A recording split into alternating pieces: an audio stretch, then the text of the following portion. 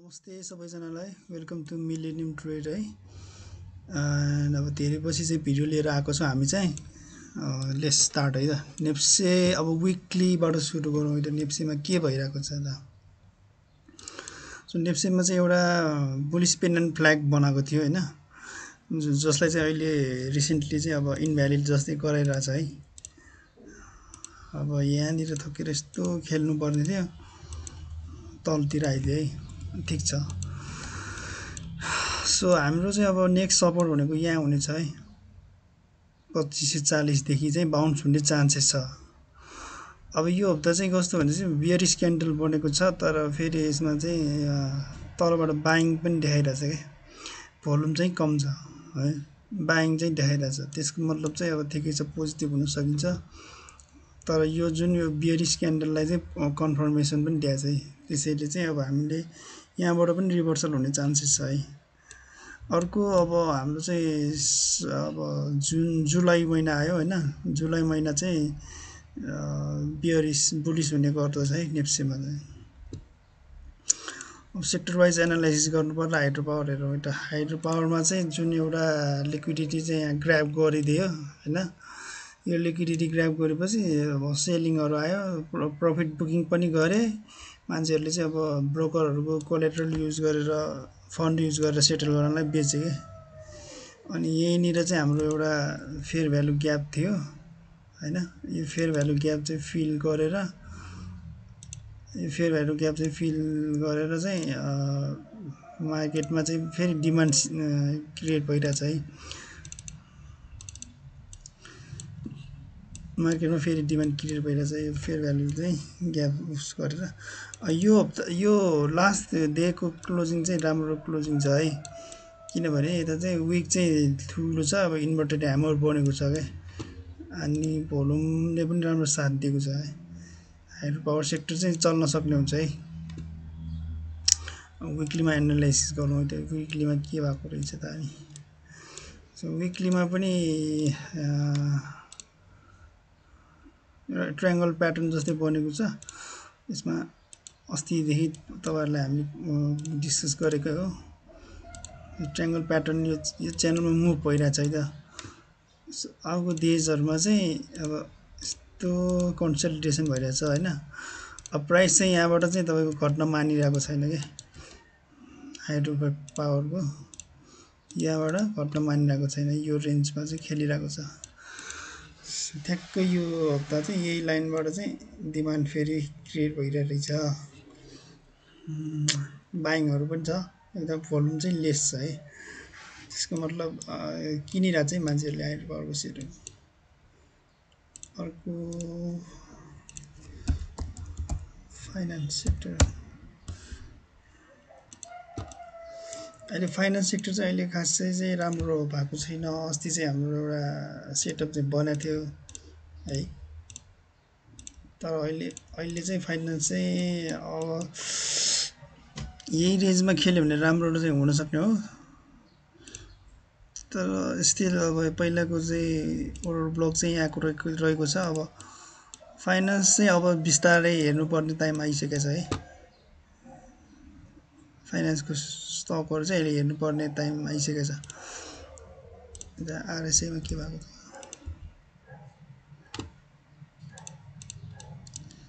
पहिलाको जुन यो ब्रेकआउट भएको थियो नि हाम्रो, यहाँनिर यो रेन्जबाट चाहिँ खेल्न सक्छ है फाइनान्स सेक्टर चाहिँ। ठ्याक्कै यहाँनिर चाहिँ एउटा ओर्डर ब्लक पनि यहीँनिर छ, 2330 देखि 2000 सम्मको चार्टमा। पहिलाको ब्रेकआउट र रिटेस्टको ठाउँमा सपोर्टमा पनि छौँ है हामी फाइनान्समा चाहिँ। अर्को डेभलपमेन्ट ब्याङ्क हेरौँ।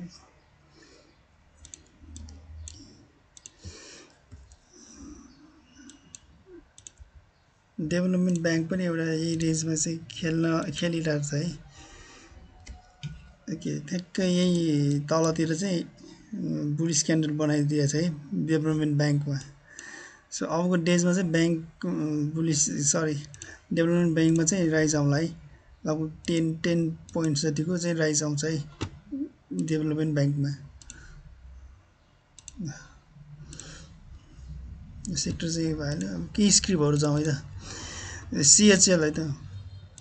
सिएचएलमा चाहिँ के भएको छ भने एउटा 2021 बुलको जुन टपमा छ नि त्यतानिर चाहिँ प्राइस एकचोटि दुईचोटि तीनचोटि अब पियर्स गर्नु खोजिरहेको छ है 1 2 3 टाइम ट्रिपल टप बनिसकेको छ है 1 2 3 अब यो यता राइज पनि हुनसक्छ अब तल पनि जान सक्ने हुन्छ तर म्याक्सिमम् चाहिँ अहिले माथि नै जाने चान्सेस छ है यो राइटहरू एडजस्ट गरेको सेयरहरू बढ्दैछ अहिले चाहिँ सिएचएल अहिलेको प्राइसमा चाहिँ तपाईँले चाहिँ किन्दा चाहिँ हुन्छ अब रिस्क चाहिँ रिस्क रिवार्ड चाहिँ 22% छ यदि राम्रै गइरहेको हुन्छ भने चाहिँ यता ठ्याक्कै यो राउन्डिङ बटम पनि एउटा बनेको छ यसमा है राउन्डिङ बटम पनि बनेको छ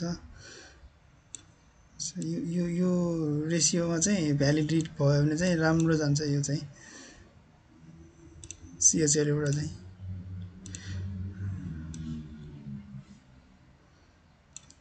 सिएचएलको टार्गेट 500 छ है 550 छ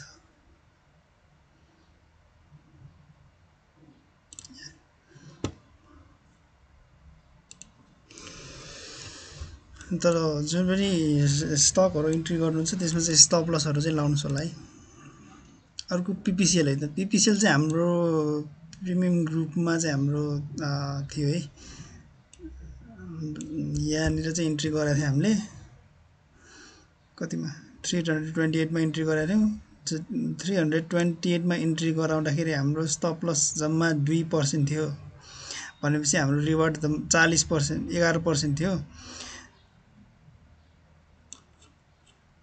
तर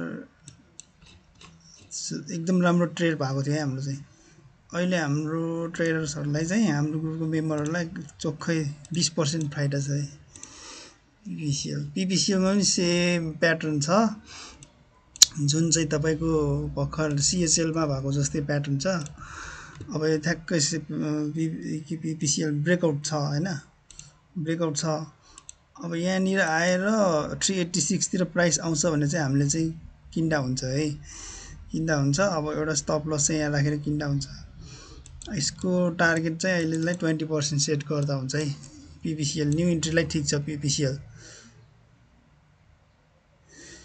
यदि तपाईँले अहिलेको प्राइसमा अथवा 388 को रिटेस्टमा चाहिँ किन्न चाहनुहुन्छ भने चाहिँ तपाईँको रिस्क एन्ड रिवार्ड रेसियो यस्तो हुनेछ है 7% रिस्क 30% गेन हुने चान्सेस है पिपिसिएलमा चाहिँ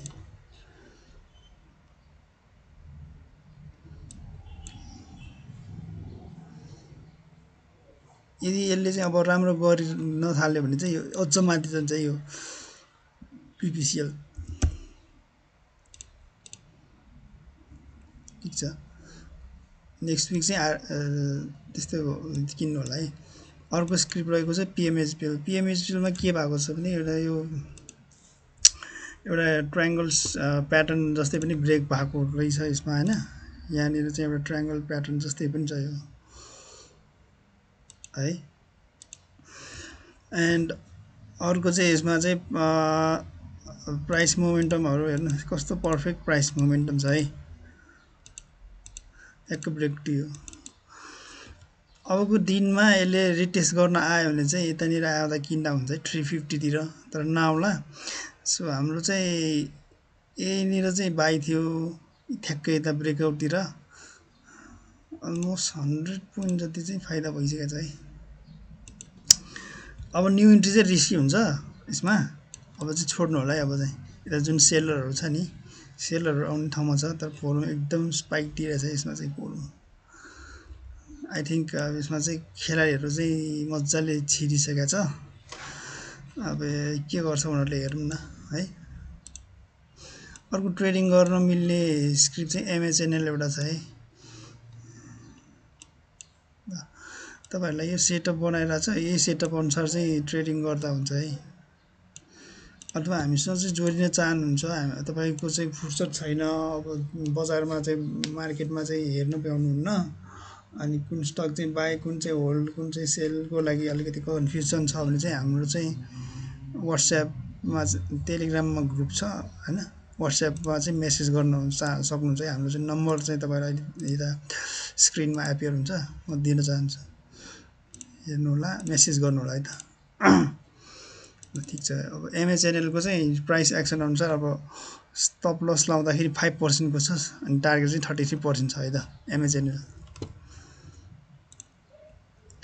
यो EMHL स्टक चाहिँ तपाईँले बिस्तारै 20 किता 100 किता कति छ क्यापिटल छ होइन, त्यसको चाहिँ एकुमुलेट गर्दै गर्नु होला।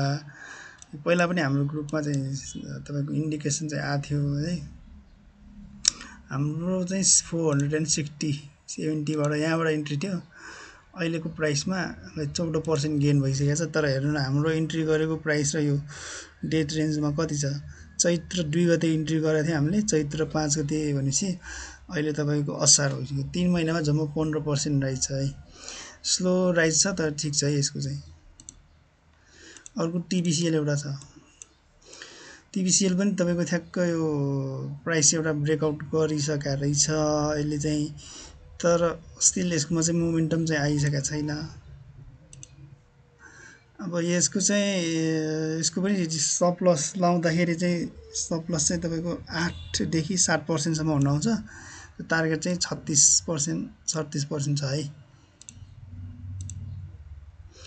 MBJC पनि एउटा चाहिँ तपाईँको रिस्क एन्ड रिवार्ड रेसियो हेर्दाखेरि MBJC पनि अब ठ्याक्क डिमान्डमा आउन लागेको छ है।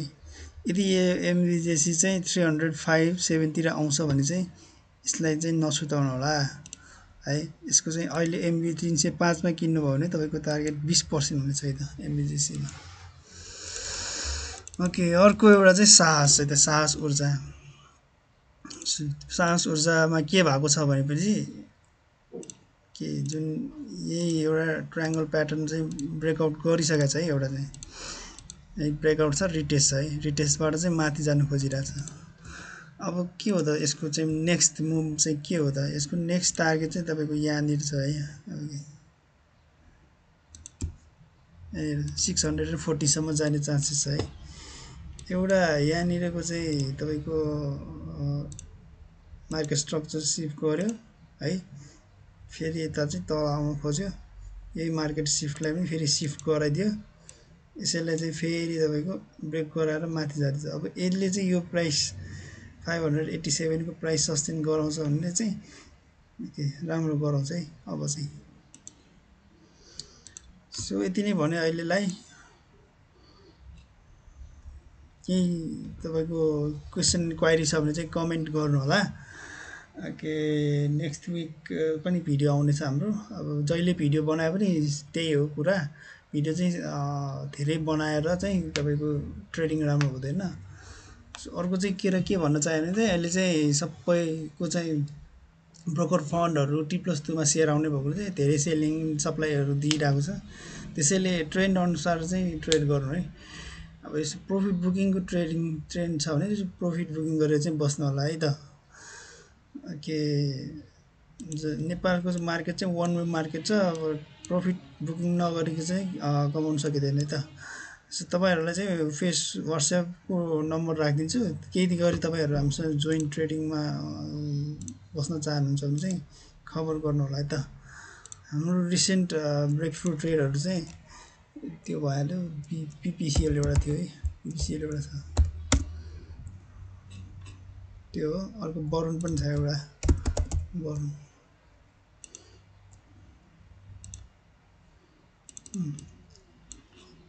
हामीले चाहिँ यहाँनिर इन्ट्री गरेको थियौँ। कहाँ छ त खै,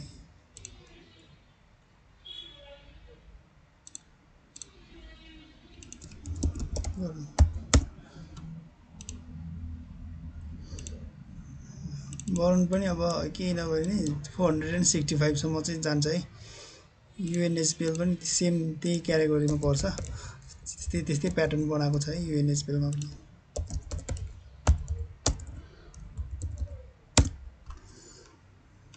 ल हेर्नु न, ठ्याक्कै ब्रेकआउट दिइसकेको छ है यसमा चाहिँ। Okay, thank you for having है त।